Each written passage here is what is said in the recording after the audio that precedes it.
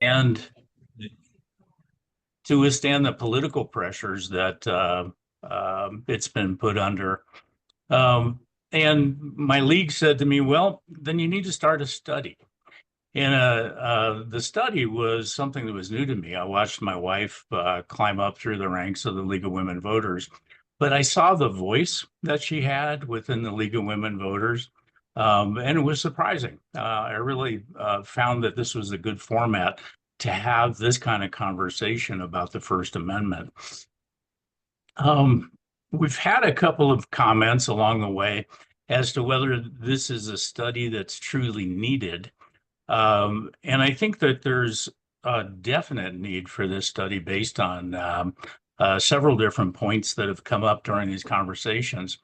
I think the first and foremost is going to be protection of public schools. You're all probably familiar with an attempt by a school board based out of the Archdiocese of Tulsa that's trying to bring forward a taxpayer funded public school. It would be a charter school, a Catholic charter school that would be funded by taxpayer money. Now, ironically, the school board, when they approved the Catholic schools request, when they were asked about the legitimacy of their request because it violates the First Amendment, the school board said, well, they filled out the paperwork correctly. And I think it's that sort of blind eye attitude that, is important in this particular position. The school board and the people driving this Catholic charter school advanced to the lower courts in Oklahoma. The lower court said, no, this is a violation of the First Amendment. They went to the Oklahoma State Supreme Court. State Supreme Court said, no, this is a violation of the First Amendment. So they took the request to the Supreme Court of the United States, who accepted the case. Now, to me, this is pretty chilling because two lower courts have already said, no, this is a direct violation of the Constitution. But what we've seen recently with the Supreme Court is a tendency to kind of leave the door open for their agenda. Their agenda does include a influx of Christianity into the United States government. There was a case in Montana 4 years ago now, Espinoza v. Montana State Department of Revenue, where the Montana State Department of Revenue said, no, Espinoza, we can't reimburse you for this religious school that you want to go to. And again, this case was taken through the lower courts to the Supreme Court. John Roberts wrote the opinion at the U.S. Supreme Court for this case in Montana, and said that if you're going to fund private schools, you also need to fund religious schools.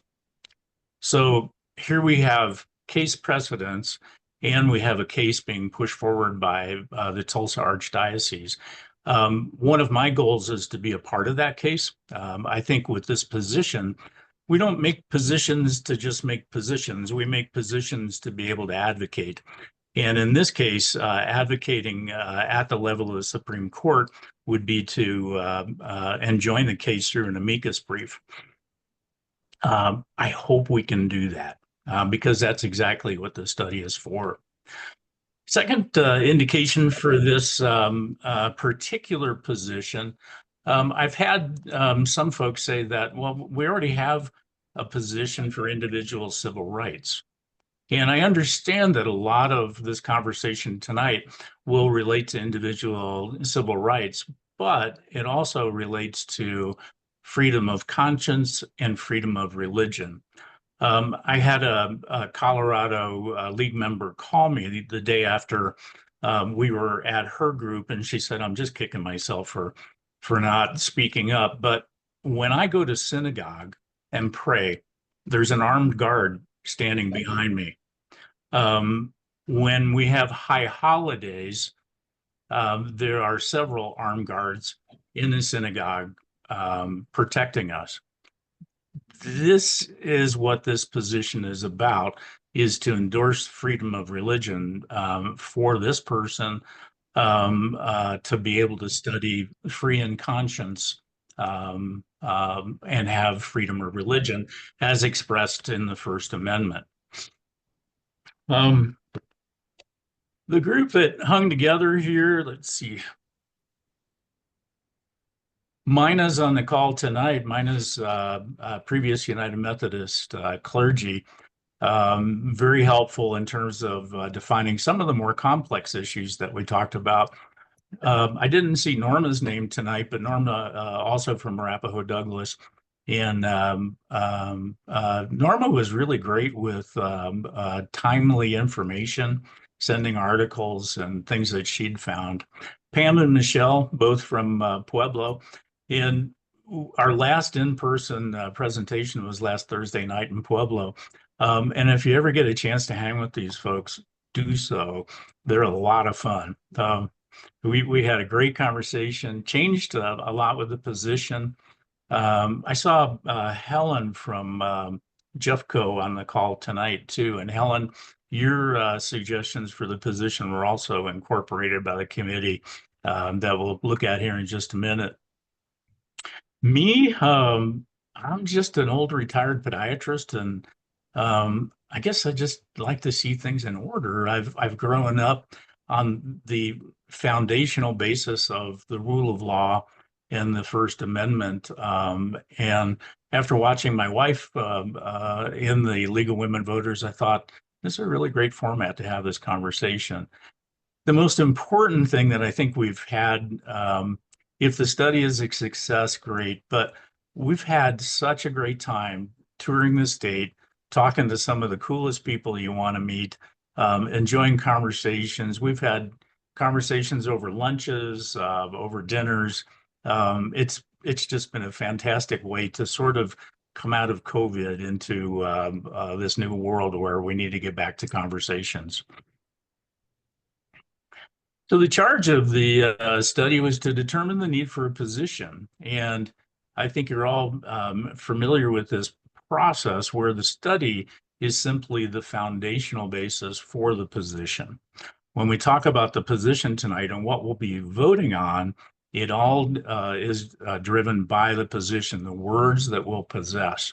So where would we use this? And how would a position of this nature that supports the First Amendment be used? And I think in the news, you're seeing a lot of rise of interesting influx of religion into government. We'll talk a little bit tonight about the Office of Faith. We'll talk more about case studies related to freedom of religion. The other point to make with this study is that freedom of religion is not only supporting Christianity, Judaism, Islam, and many minority religions, but it's also supporting those people who choose not to practice religion. They need freedom from those people who want to impress their religion upon them. The position, I'm going to move our little thing over here. A recommended position, the League of Women Voters of Colorado stands for the separation of church and state and religious freedom founded upon individual conscience, free of social or political influence by any state or religious body. These fundamental civil rights are threatened by religious nationalism. The First Amendment of the U.S. Constitution reads, Congress shall make no law respecting the establishment of religion or prohibiting the free exercise thereof. The League of Women Voters of Colorado believes that the Establishment Clause and the Free Exercise Clause of the First Amendment are cornerstones of our democracy. Now, going back to the position here, when we started out, this sentence, these fundamental civil rights are threatened, originally read, these fundamental civil rights may be threatened. I think it was mostly Pueblo who drove us to change this And it was also the case in Tulsa. That was the definitive case with clear violations of civil rights of taxpayers in Tulsa. And Helen, if you're listening, you told me put that front and center. The League of Women Voters stand for the separation of church and state. So thanks for that nudge.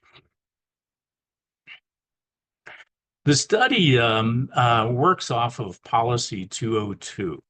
Policy 202 defines how a position is brought forward.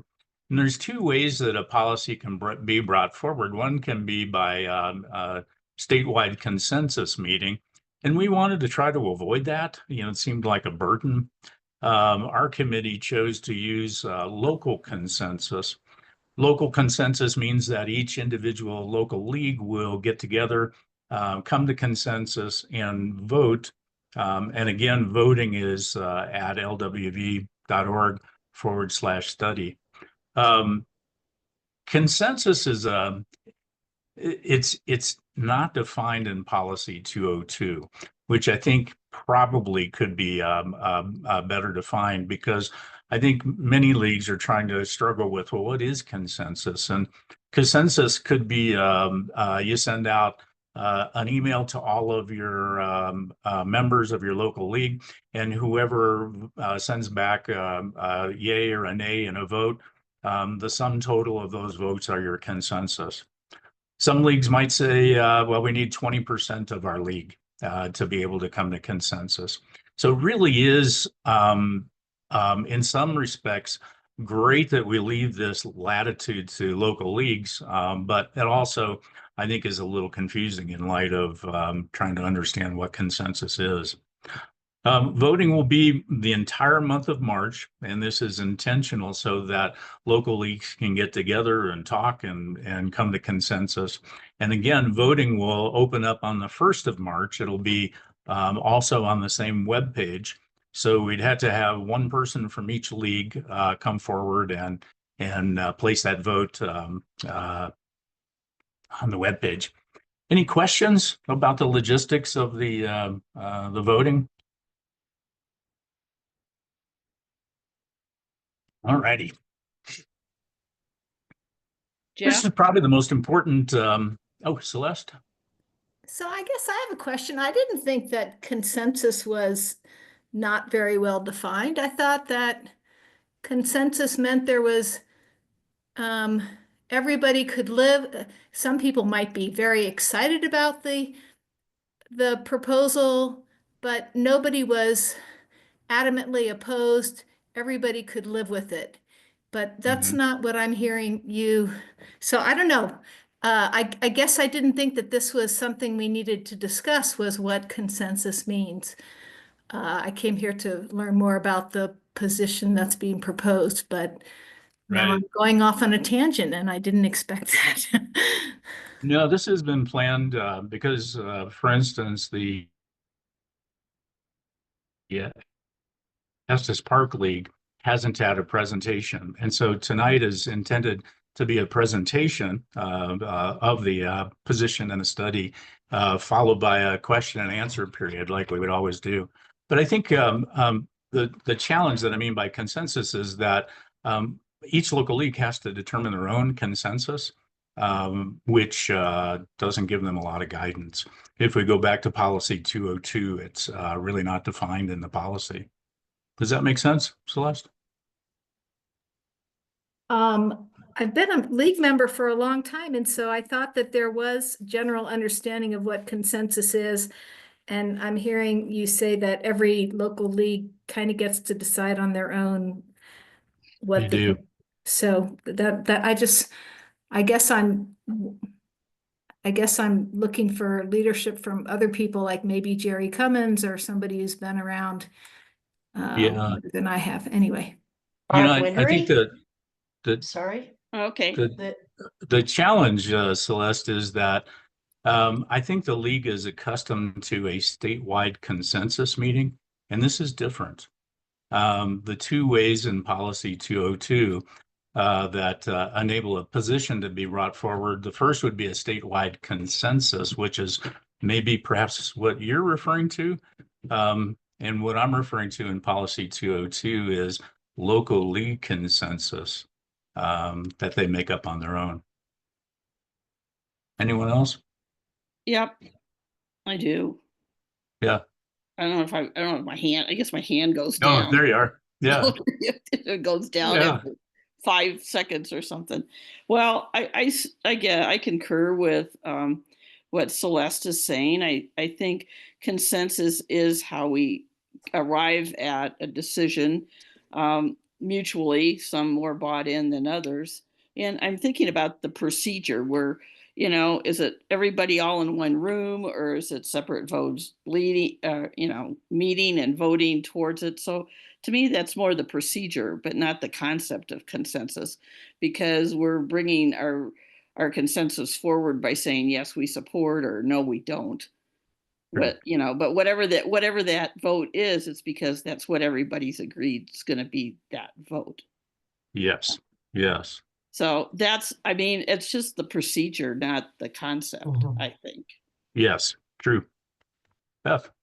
I'd just like to say that since the adoption of policy 202, we have adopted 2 positions statewide.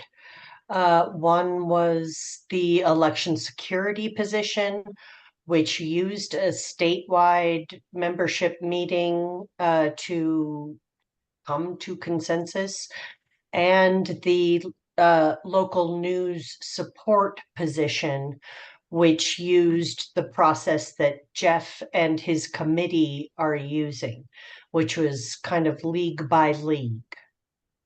So we have actually done this before. And I'll put the link to policy 202 in the chat if that's helpful. That would I'm be also, helpful.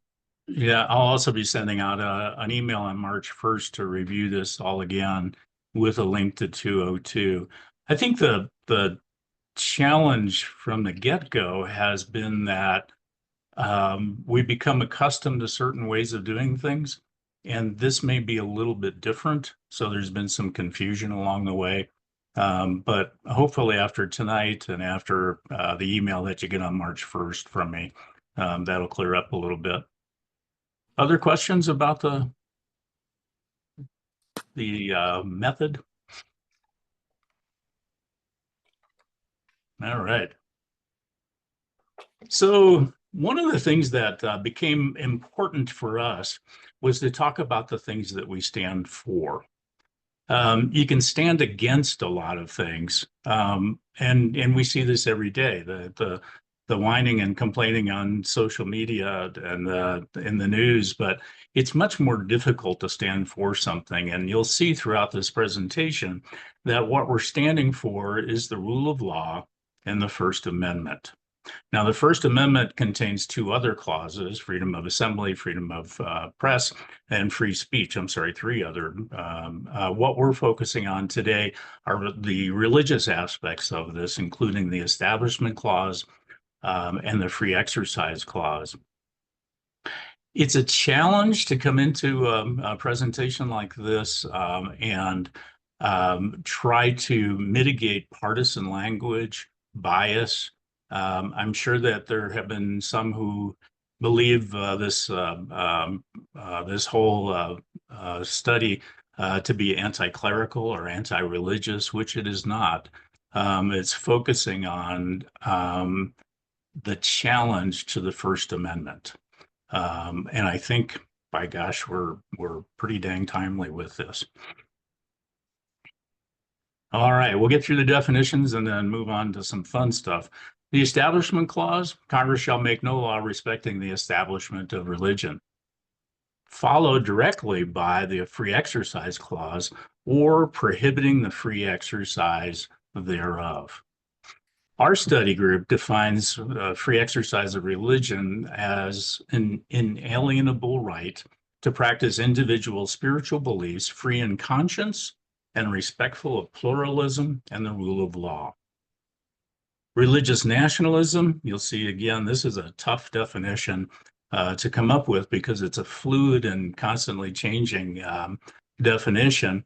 Our study group defines religious nationalism as any actualized act, and we'll come back to that, or law that respects, allows, or requires the establishment of religion or prohibits the free exercise of religion, resulting in a violation of the rule of law or individual civil rights of any U.S. citizen. Now, two things to come back to here: an actualized act. If you storm the Capitol on any day that you so choose, that's an act. If you storm the Capitol with the intent of prohibiting the certification of a presidential election, your act becomes actualized. The same would hold true with, let's say, Lauren Boebert decided that she was going to create a law that said that all retail stores are closed on Sundays in respect to the Christian God.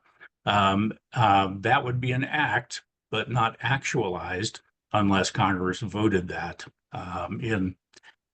We also focus a lot on civil rights. We've had a few conversations with U.S. League, and U.S. League wants objectivity. They want a civil rights violation related to the First Amendment, and they want clarity.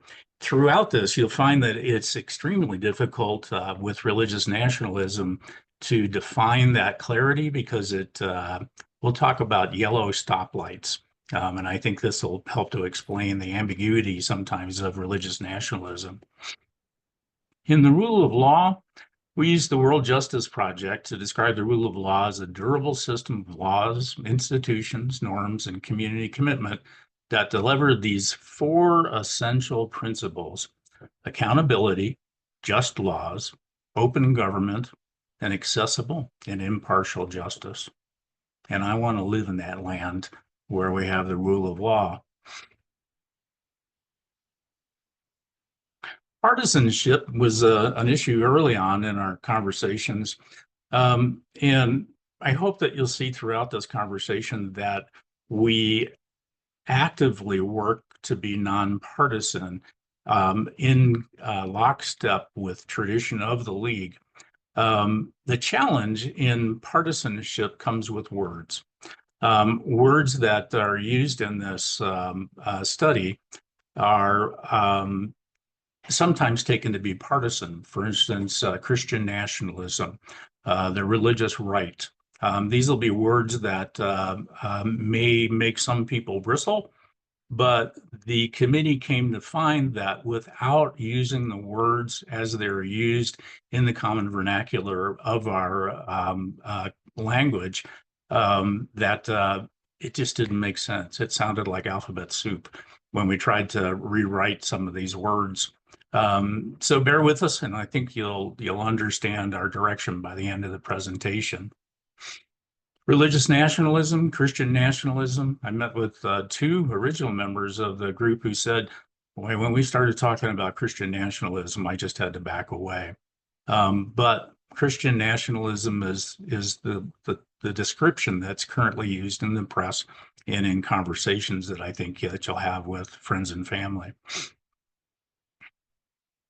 So were we founded as a Christian nation? And I usually take a hand count of everyone who believes that we're founded as a Christian nation, but kind of challenging on Zoom. Robert Ingersoll vehemently said, no, we are not founded as a Christian nation. Robert Ingersoll was known as the great agnostic and traveled the United States during the last 25 years of the 19th century, would fill circus tents and speak off the back of trains. And when speaking about the founders, Ingersoll said, they knew that to put God in the Constitution was to put man out. They knew that the recognition of a deity would be seized upon by fanatics and zealots as a pretext for destroying the liberty of thought. They knew the terrible history of the church too well to place in her keeping, or in keeping of her God, the sacred rights of man. They intended that all should have the right to worship or not to worship, that all laws should make no distinction on creed. They intended to found and frame a government for man and for man alone. They wished to preserve the individuality of all, to prevent the few from governing the many, and the many from persecuting and destroying the few. Now, these are pretty strong words. And when we did our first presentation in Bailey, and when I refer to we, Thalia would always come along as state treasurer and give a little blip. And it was really great to be able to have Thalia have a board connection. So we did this first program in Bailey, and there was a great guy that I met there named Scott, who was a Quaker. And Scott really, we've had a long dialogue via email.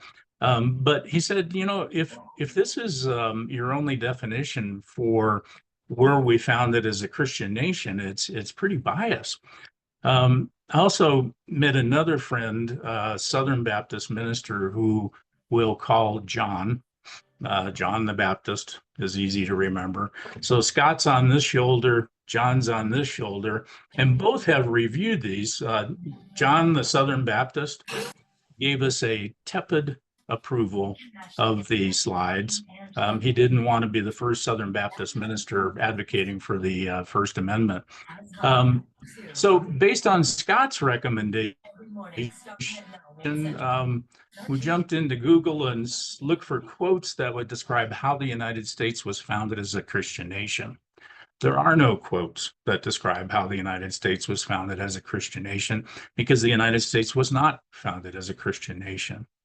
Now, during this conversation, I think on 2 or 3 slides, we'll use Google AI for conversational pieces.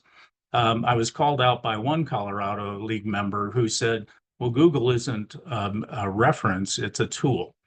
You'll find that within the bibliography of the study and within the position, there is no reference that's directly from Google AI. So again, just simply used as conversation points within the presentation. Let's talk again. We mentioned earlier the traffic light analogy, but let's talk again a little bit about what religious nationalism really is. And for those who may not pick up on it, RFSG is Religious Freedom Study Group, defining religious nationalism. So in this first case, we have 2 guys of Afghani heritage. They're in a coffee shop. They're both U.S. citizens. They just worked out at the gym, and they're getting ready to go to work at Google, for their day. And they're advocating for the Islamic religion within Afghanistan, how it's supported the state. And they believe that it would be a wonderful way to live through that religious nationalism. Our group defined this as free speech. These are U.S. citizens of Muslim descent speaking in a coffee house. Would everyone agree? Nod your heads. Second example, in West Virginia, the Fellowship of Christian Athletes gave a presentation, and all students in the public high school were forced to attend. There was 4 students who said, I'm not a Christian, I don't want to go to this. And the teacher said, you are going to go to this. I need to grade papers and go have a cup of coffee. 4 of the students recorded the presentation, a lot of prayer within the presentation. They took the recordings home to their families, and subsequently all 4 families sued the school district. The wonderful ending of this particular case was that each of the 4 families did reimburse the school district for what they won in the legal suit. So it wasn't about the money. It was about the point that forced religion in schools is not legal. Now, prayer in schools is absolutely legal if voluntary, and if you go to a quiet place away from other students. I forget the case from the U.S. Supreme Court. But I think it's a very positive act to enable those who wish to pray in school. But I think when we go to the extent, we're probably all familiar with the football coach who wanted to pray on the football field after a football game with his students. The Supreme Court framed that particular case as if the coach had sequestered the kids down in the corner of an end zone, but ironically, they all prayed on the 50-yard line with the entire community surrounding them. So it's all through the eyes of the beholder. In that case, I think that probably would be considered a red light, but that wasn't how the Supreme Court saw it. Mayor Mobilati, interesting fella, successful businessman and Christian. When we first started this project, two different people sent me the YouTube videos of Mayor Mobilati at the Fire and Glory Tent Revival in Colorado Springs. And there was some fire and glory going down.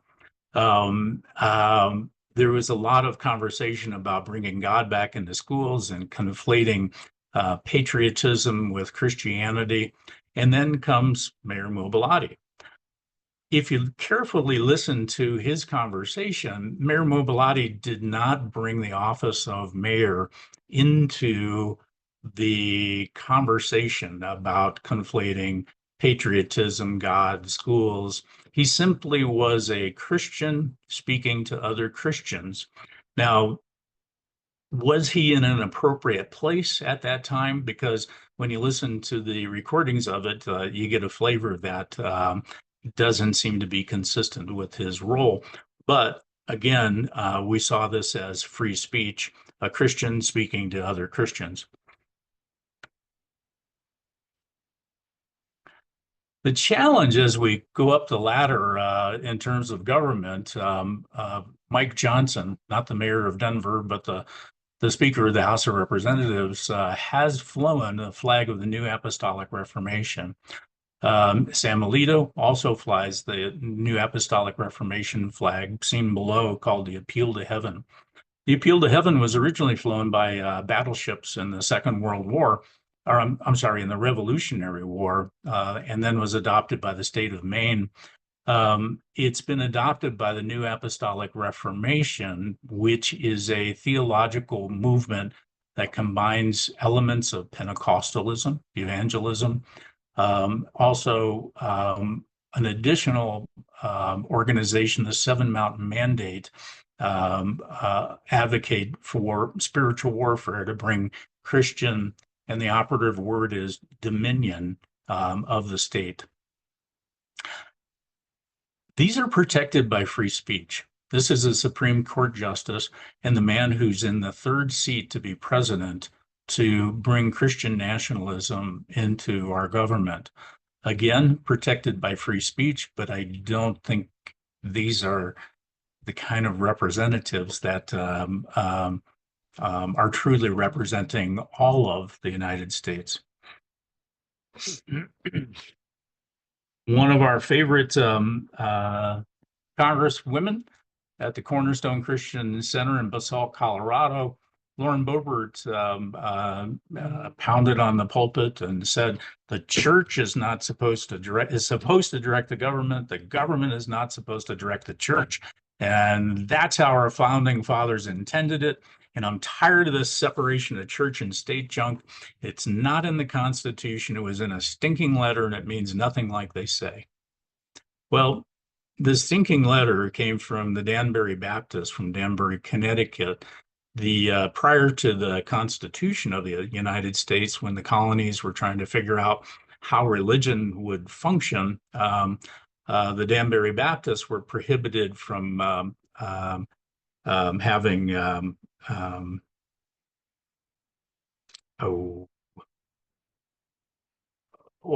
me out here.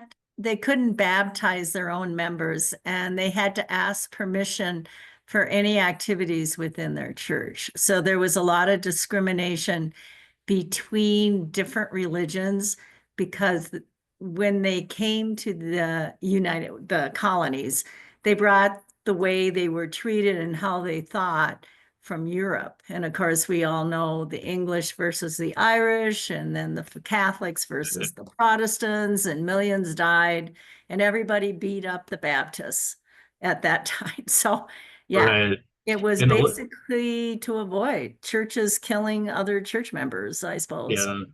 And the letter was to Thomas Jefferson to Right. ask for help. Yeah. Right. Yeah. But nowhere in that letter does it say that the government is not supposed to direct the church is supposed to direct the government. So Lauren, again, we give her a yellow light for free speech, but just like Mayor Mobilotti from Colorado Springs, I don't think this is a well-placed discussion. Andrew Seidel, I'll bet many of you read his books.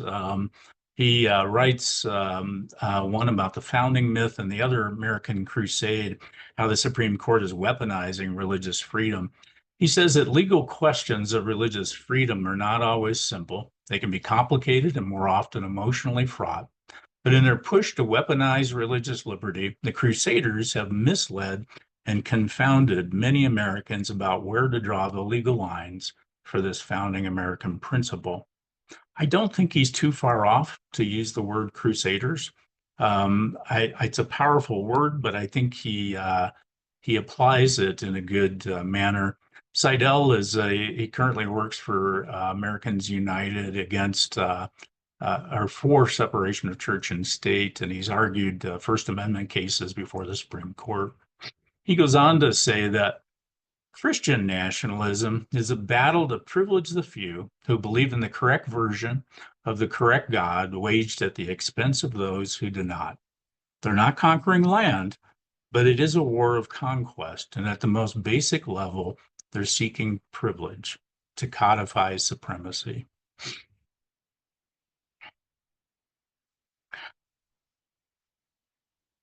I hope all of you are familiar with this. This was the National Prayer Breakfast, I think it was 3 weeks ago, where our president said that he will now be prosecuting anti-Christian violence and vandalism and placing Paula White in the White House in an office of faith. This is privilege. This is privilege to have a Christian-based office in the United States, which discriminates against every other religion in our country. Privileges in a religious context refers to an unearned advantage or special benefit granted to individuals based on their religious affiliation, often stemming from the dominant religious belief in a society, allowing them to practice their faith freely and experience societal advantages that may not be available to people of other faiths, or, and underscore this portion, or no faith at all. Essentially, it means having societal benefits due to the widespread acceptance of your religious beliefs. I didn't catch her name, but I believe it was in the Jeffco League. There was a retired Presbyterian minister who said, you have to understand that these two sides in this discussion are coming from different places. And what you'll see is that I can call myself a theologist, someone who likes to study religious text and religious tradition, but I'm by no means a theologian. And if we look at religious nationalism, we have to recognize that, is this a political conversation or is this a theological conversation? Matt Taylor wrote a pretty fascinating book here where he describes the theological aspect of religious nationalism as a three-pronged pitchfork. The first is the traditional Catholics who are still angry about the Vatican II changes. They want to return to traditional Catholicism. The second is the traditional Protestants. And I just saw a picture today of Pete Hegseth and his tattoos, who's our new defense minister. on his chest is the cross of Bethlehem, which was a cross used by the Crusaders. On his arms, I believe it says Vult Dies, which are the words as God wills, also used in the Crusades. And these are traditional Protestants who want to go back to much of what's in the Old Testament. When I heard Matt Taylor interviewed, he broke down and cried and said, these are some of the worst stories in the Bible, the most vicious and violent aspects of the Old Testament. So I can't speak as a theologian, but I think it's important to recognize that deeply woven into this are these traditional Catholic and traditional Protestant values. The third prong of the pitchfork, wasn't going to keep you in suspense there. Sometimes I forget the third prong. But the third prong is we can make a category called everybody else who says, well, I don't go to church, but I'm a Christian.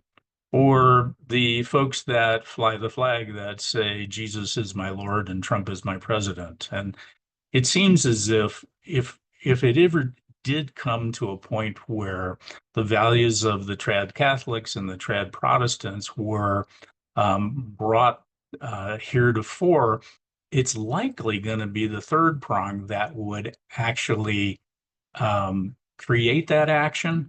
So two areas where we're the theologians or the thinkers, and one area where we're just going to take it to the streets. And for many people with traditional Protestant values, they view our current president as a vehicle to be able to use that violence to bring traditional Christianity and traditional Catholicism back. All righty. Any questions so far? So as we go back in a little bit of history, I think there's value to understanding where we came from and our roots of religion in the United States. During the period between about 1625 and 1660, there was 22,000 Puritans who left the Church of England to come to this new world to define what they called the city on the hill. And the city on the hill was going to be based in the land that is currently Massachusetts. The Puritans, I think, were good in spirit, but perhaps they brought much of the same theology that they left to the New World. The Puritans were known to whip women, to cut off ears. If you've read the Scarlet Letter or studied the Salem witch trials, this is all the period with the Puritans. Roger Williams, not the king of the road, Roger Williams, but Roger Williams came over as a Puritan and quickly found that this wasn't the experiment in pluralism that I thought, and he was well off that he was able to talk to the Narragansett Indians and bought the land that is today Rhode Island and began the Baptist tradition in Rhode Island. And that was a significant move because moving towards pluralism of accepting others in your religion was just antithetical to the Puritans. Roger Williams and also William Penn at the same time in Pennsylvania were bringing forth these religious experiments. William Penn, his group was most of the lowlands of Europe, the Danes, the Germans, the Swedes. So we have this evolution of these different camps of religion coming about. Chiseled on Thomas Jefferson's gravestone at his request was the fact that he signed the Declaration of Independence and that he penned the Virginia Statute for Religious Freedom. I find this to be the most significant document in our founding because it, as a precursor to the U.S. Constitution, he laid out the steps to create a constitution that did not include a religious deity. For instance, in this first example, no one can be forced to attend a religious service or support a religious institution. Well, with the Puritans, if you did not attend church and tithe, you were not allowed to be employed in the community. as we fast forward through history, so the Virginia Statute in 1786, the U.S. Constitution in 1787, and the Bill of Rights were ratified by Congress in 1789. You know, I know there's a whole lot of us, just regular people living our lives and, you know, trying to get milk from the cow and eggs from the chicken. But, you know, in the late 1700s, this must have been fascinating, you know, to live through this, because this was the first time in the history of the world where there was a constitution that made it so that you were not enamored to a religion, to a king.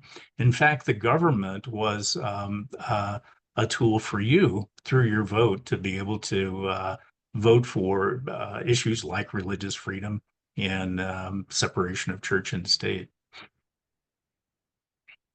The Treaty of Tripoli, I put this in, this is often mentioned by those who believe that we were or were not founded as a Christian nation.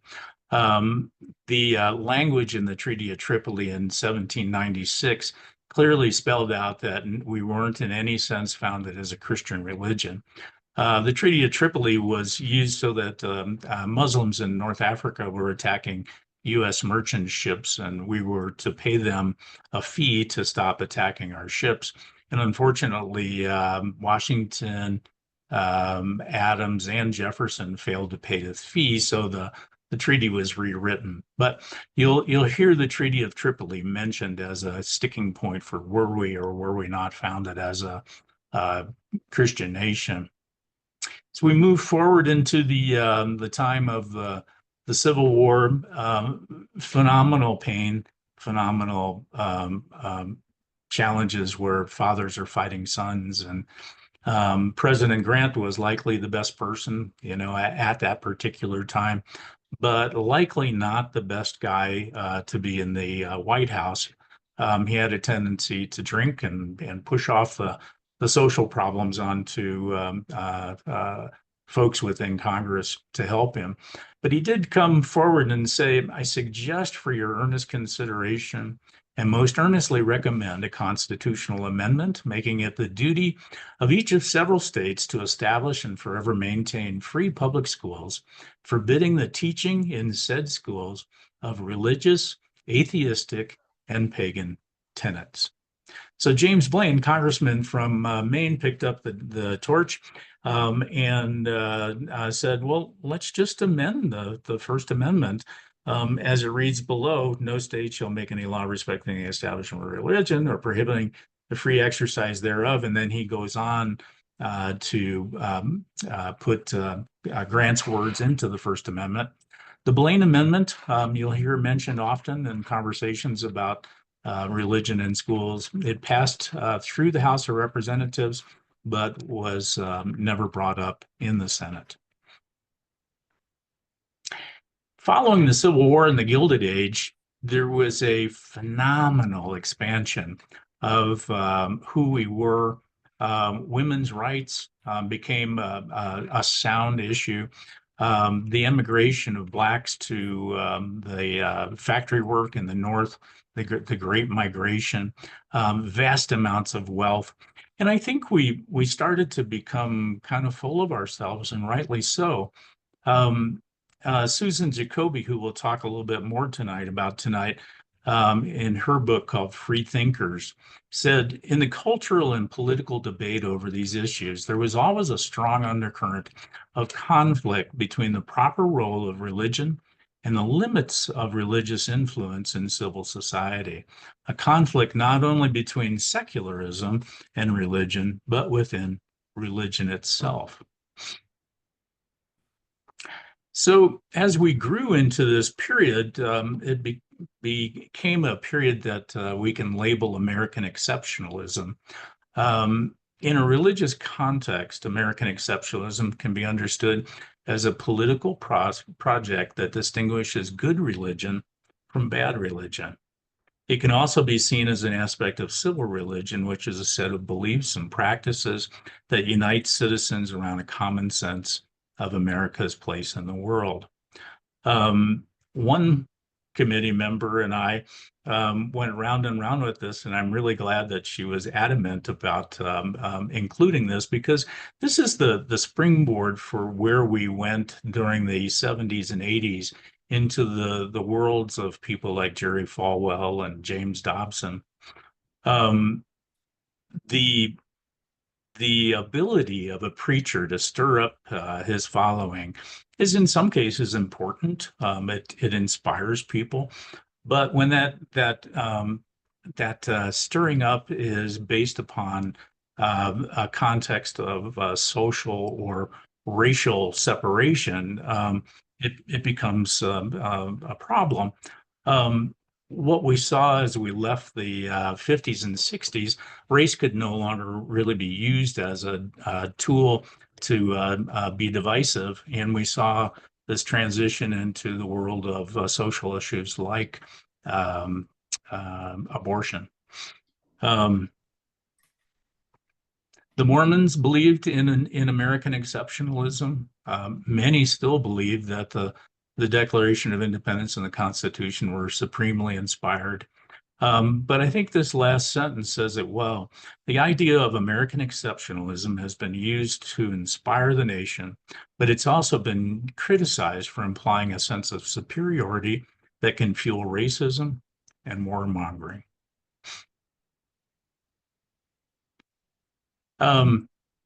American exceptionalism is I believe, something that makes me personally very uncomfortable. I want my flag back. I fly an American flag at my house just because I can, and I want it back. But when I hear the chants of USA, USA, I have mixed feelings.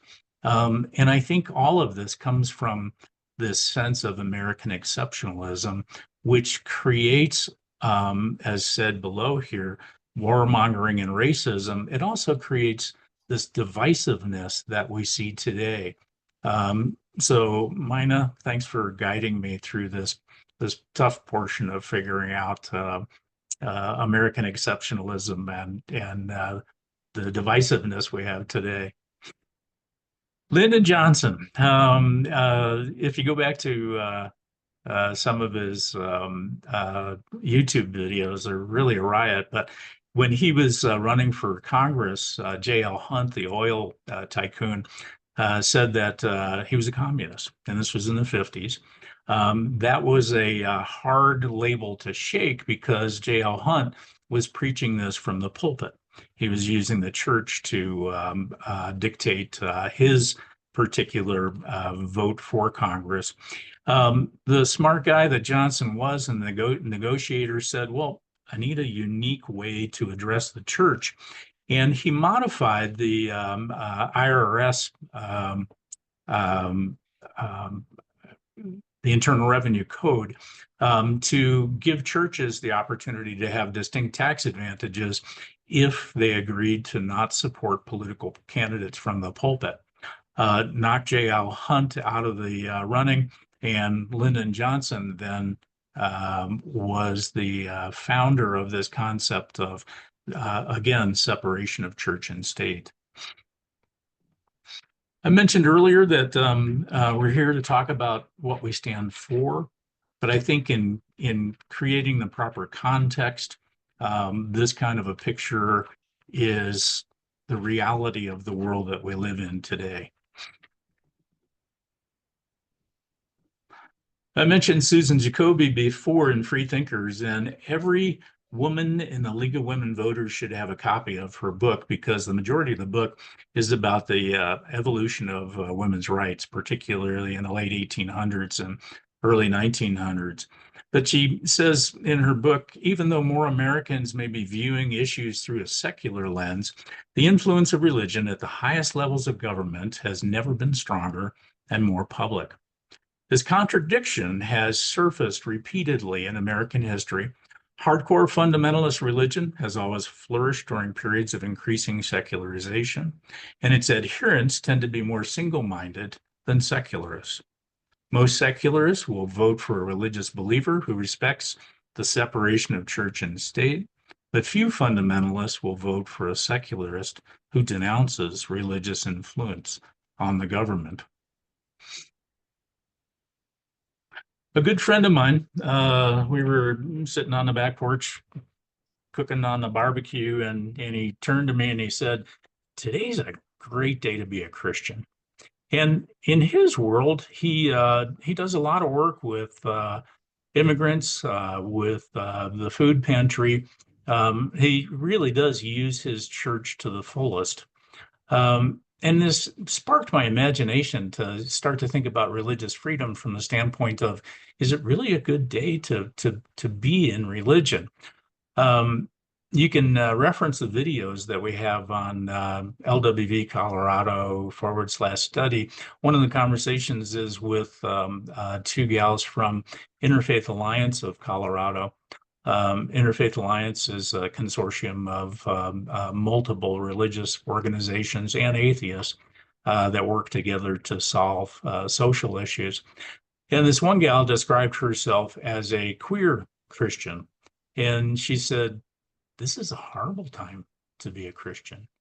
My buddy, the Baptist minister, who I brought with me on my shoulder, said, "It's a horrible time to be a Christian." And in his rigid interpretation of the Bible, he calls himself a mud man. He says, "The more mud you throw at me, the bigger I get."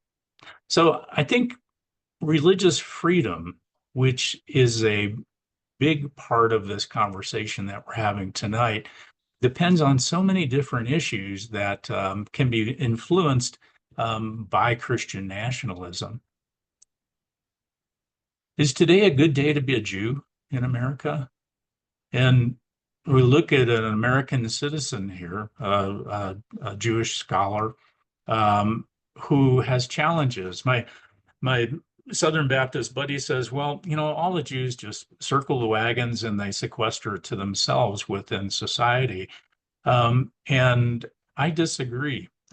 Perhaps some conservative Jews do, but Reform Jews, I think, are fully integrated and love to share their religion with U.S. society. But still, there's challenges for being a Jew in America. This woman is a U.S. citizen, and part of our conversation today is to support her religious freedom to practice as she so chooses, with an individual and clear conscience for how she wants to be a Muslim.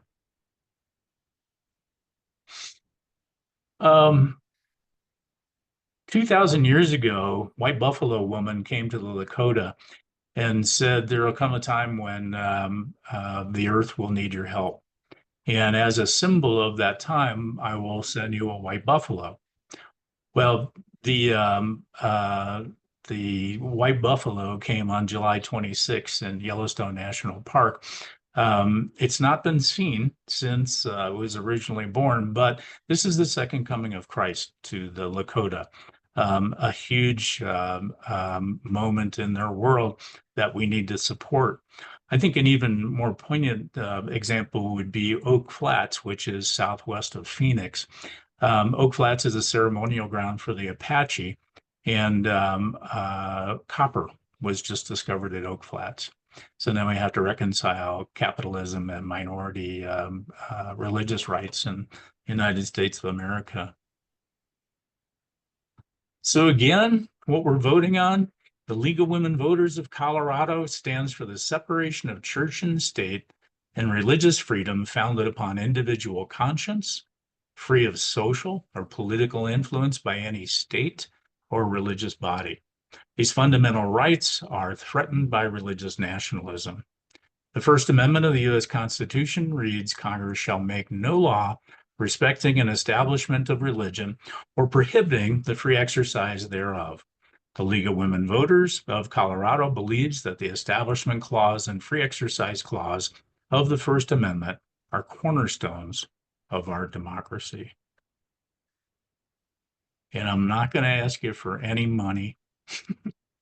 Just going to ask you to vote for us. Let's open up to questions. What kind of questions do we have?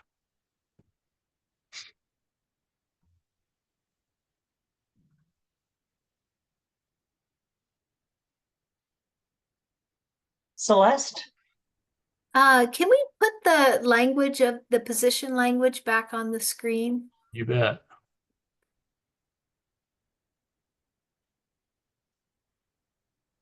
Um, so one quick question I had was,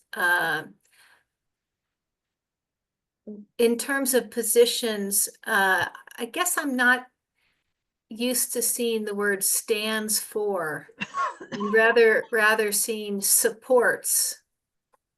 So I just thought I'd make that comment. Thanks.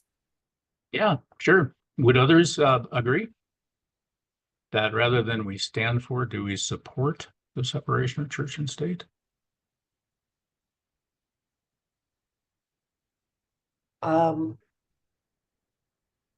Peggy has her hand up, and then Kathy Wilson.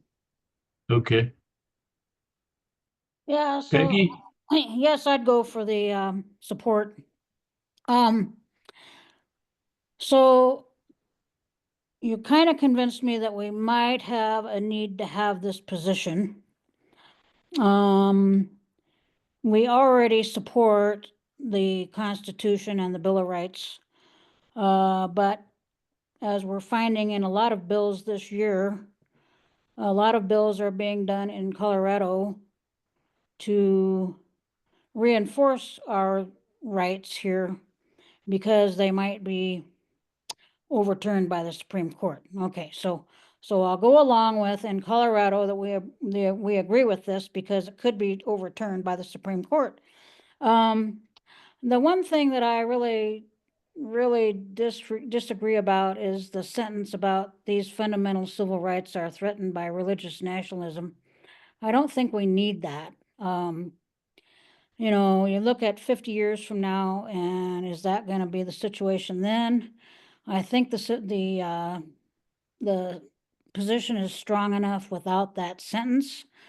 And just looking at the way that we've had to go through trying to define religious nationalism, I can't imagine 10 years from now trying to use this position and try to figure out again what religious nationalism meant. So I would Mhm. Advocate for getting rid of that sentence. Okay. Says, we can get that down here.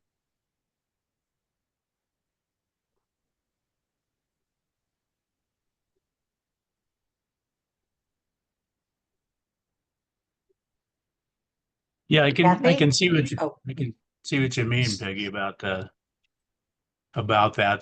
it speaks for itself.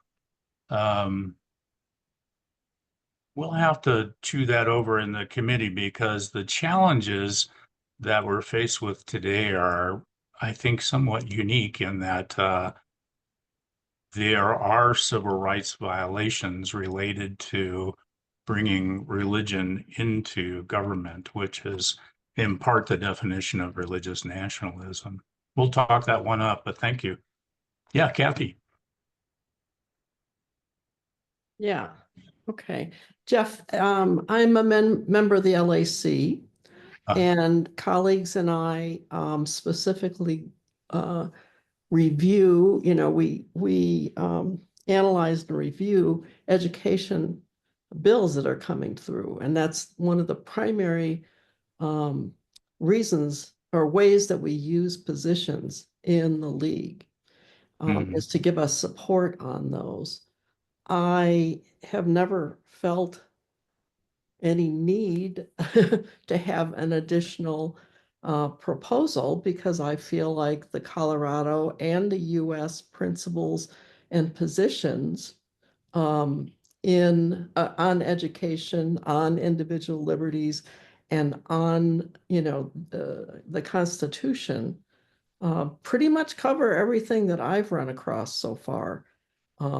With legislation that we're creating a stance for. So I can't figure out why you said at the beginning of this presentation that you could see this especially being used in education. It's hard to fix things without a toolbox. But we have And one. But we have the positions. but we need a toolbox to address issues that are coming. For instance, individual civil rights doesn't cover the case in Tulsa. Individual civil rights does not cover the funding of religious schools at the level of SCOTUS. Individual civil rights does not prevent us. Individual civil rights doesn't allow us to speak directly to having a Christian office of faith in the White House. These are all religious based. These are issues based in religious nationalism that need to be addressed, I believe, with a specific position for that. It's all about what's in your toolbox, Kathy, and you know how we can use that. But many conversations that we've had over the past couple of months relate to the fact that we don't make positions just to make positions. We use them to advocate. And my hope is that that's exactly what we'll be doing with this. And that's exactly what I'm getting at. That is what a primary use of the positions that we have, but we also have positions that have stood the test of time because they're very flexible. So I think we respectfully disagree on this one. Okay. Understood. Who else?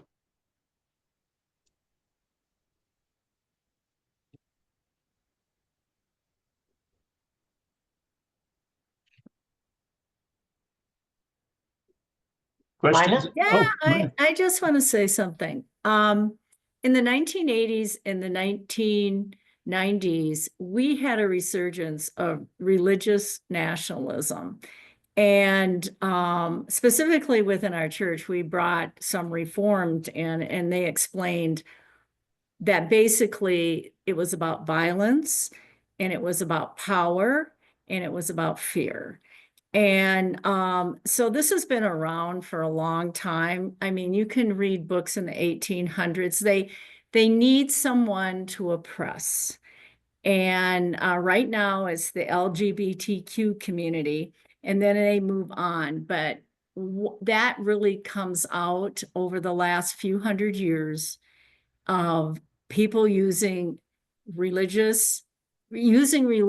to gain power so they can oppress different groups of people. And so it is not just isolated today. We had the problems in the 1800s with women's rights. We've had the same, you need to know your place because the Bible said so. We had the same problems in the 50s and the 60s. So this has been going on since this nation has started. I think it's just that we don't recognize it. So that's just what I would like to say. Thank you, Mina. Jerry? Yes, thank you. I was looking at the statement, and I think it needs to, the last sentence, it needs to say something like, it needs to say why. We have the positions that says we believe that it threatens our individual rights, but we don't say why we think it does. And so we're assuming government, but I think we have to say it. So something like threatened by religious nationalism, encroaching into local, state, and national governmental bodies with their ideology. Or it, because we've said what our statement is, and we've said we're threatened by it, but we haven't said why we're threatened by it. Good point. Thank you. I mean, religious nationalism means it's, across the nation, but it doesn't necessarily always mean government. True. Yeah. Anyway, I'll leave it at that for you to sleep on. No, thanks. That's a good point. It's in writing these positions, you want to be succinct, you want to be broad, and you want to get to the point. And we'll see how we can try to weave that into the position. Kathy? Yeah, I mean, it just we're assuming a lot, like trying to make a very short, concise argument. I think Yeah. we've not given the whole message. But anyway, thank you. Thank you for your presentation tonight. Yeah. Thanks, Jerry. Kathy? Yeah, so I am of the same opinion of Kathy Wilson on this. I work with her on education issues on the LAC, but I do see, I kind of, I want to make another argument for the position because I don't think that we necessarily need it. Because I feel that the positions are adequately covering what we need to accomplish, except for perhaps when we're doing more public things. I think it's easier for the public to understand what we're talking about when we can use our positions to actually call something out a little more directly than what some of our positions afford. So because our positions are meant to stand the test of time, they're written in a very, general way, using very general language. And while it's easy for many people to see how to apply them to a wide range of issues over the decades as things, things trend and fade away. I think it's helpful to have more specific language that addresses more specific topics that are also going to raise their heads over the decades in one way or another.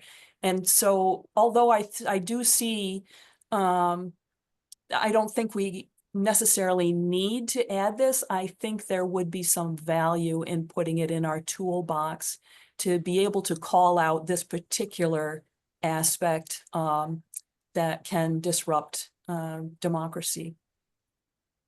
Thanks, Kathy. I do see religious nationalism as a threat, and without that language to call them out, we really have no words. We can say you're violating my civil rights. Well, we need more specific language. Well, I'm kind of you're kind of convinced me that I think I would agree with that. I see the value in it. I did want to say I agree with, I can't remember, I think it was Peggy suggested that we strike the last sentence, and I would agree with that too, the last sentence in the first paragraph. Okay. Thank you for that too. Anyone else? Can we put the position back up on the screen? People are referencing sentences and I don't have it memorized. Thank you. There you go.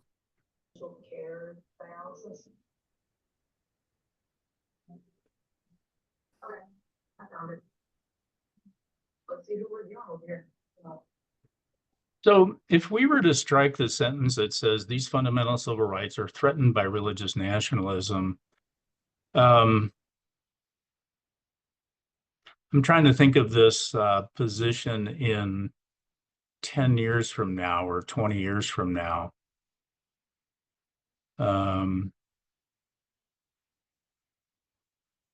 If religious nationalism is kind of cyclical and it comes and goes, and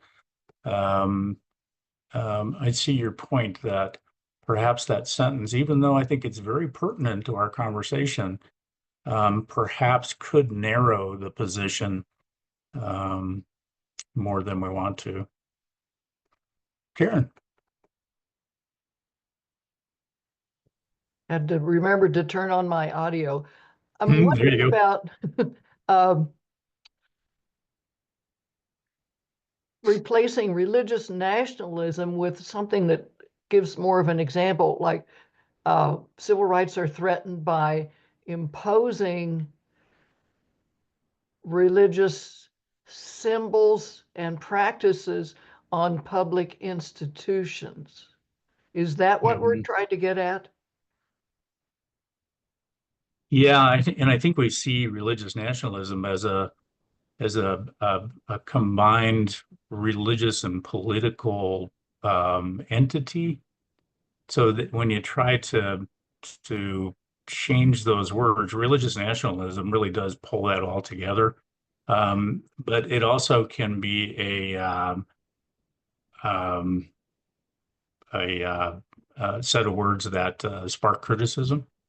Yeah, I'm not sure that the general public understands exactly what that means, except that it incites what do I want to say? Emotional fervor one way or the other. But if we Yeah. had some kind of, that alludes to the things like the 10 Commandments being posted in public schools and prayers being recited before public meetings and that sort of thing. Uh-huh. Uh-huh. So that's what I was trying to get at by replacing religious Yeah. nationalism. Yeah. Words matter. Yep. Thanks. Thank you. Other questions?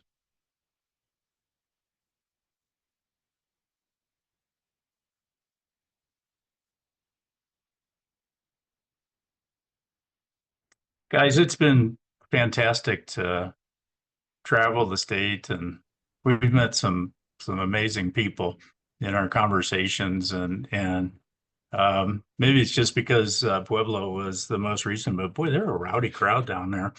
They were a lot of fun. Anybody here from Pueblo? No.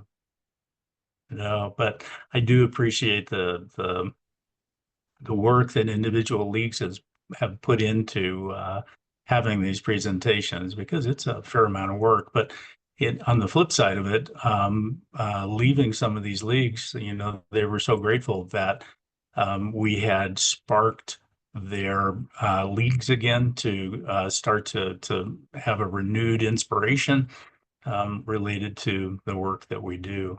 That was just a lot of fun, and I appreciate you guys tonight. Okay. Oh, Kathy. Jeff, great.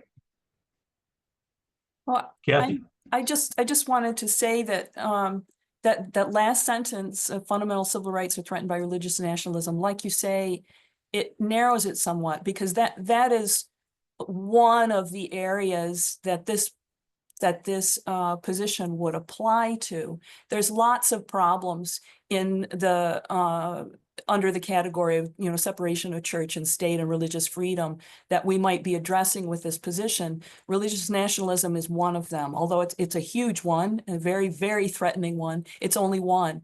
So I think it limits it, and it's not necessary, because with that sentence, you're getting into how we're applying the position rather than what we are standing for. So if you simply just say what you stand for, you can apply it to, a broad spectrum of things. So even though that is the salient problem and, the one that's really scary, you don't need to say it, because the position stands fine without it. Yeah, and yeah, I think to take your point even further, with that sentence in it, would it stand the test of time? 15 years, 25 years from now, and that's the intent of these. So in your words, Kathy, would you support the position, or would you stand for the position? And well, in the tradition Or is of it semantics? my experience, like others in the LAC have said, it's supports normally the word we use, but I don't have an objection to stands for. I don't mind synonyms. Yeah, right. Right. Who else? I think we've had some good input today, particularly related to the wording. These words matter. Jeff, would you mind putting your email into the chat? I'm assuming you still are welcoming questions.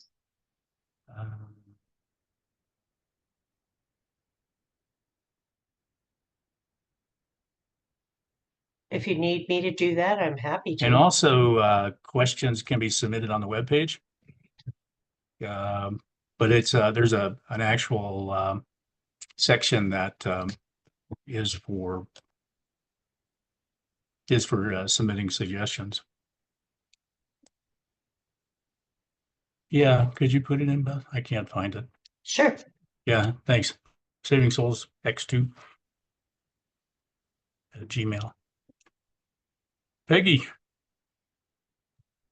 Yeah, quick question. Does that second paragraph go with this, or is it just there for reference?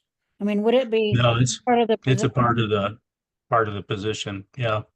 Okay.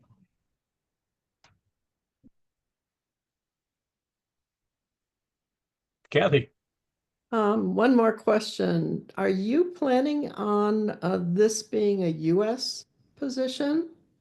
Yes. I think most positions, that people work on, they introduce at the US conference. Yeah, it's in 26. And I think the imperative is to get US League support. So we'll see. Currently, we've had a little bit of a conversation with the Oklahoma League with the intent to get a concurrence from Oklahoma. We'll start working on a few other concurrences, but in my experience from going to a National League meeting, it's a fast-moving, aggressive few days. And if you go without the support of the U.S. League, like the state of Maine did with their attempt for universal health care, it's a tough road to hoe.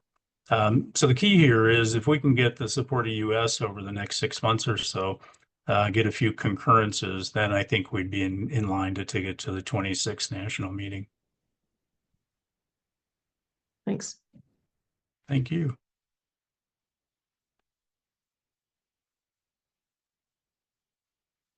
Anybody else? Well, thank you, guys. I'm sorry we couldn't have an ongoing dialogue. Sometimes the dialogues are just fantastic. Mine, I guess we'll need to get together to chat a little bit here in the next couple of days. I'll send you an email later on. Yeah. And thank you, guys. Appreciate y'all. Take care. Good night, everybody. Bye. Thank you. Night, Beth. Night, Chris. Glad you made it. Yep. I didn't see it. I just feel a bit terrible with that.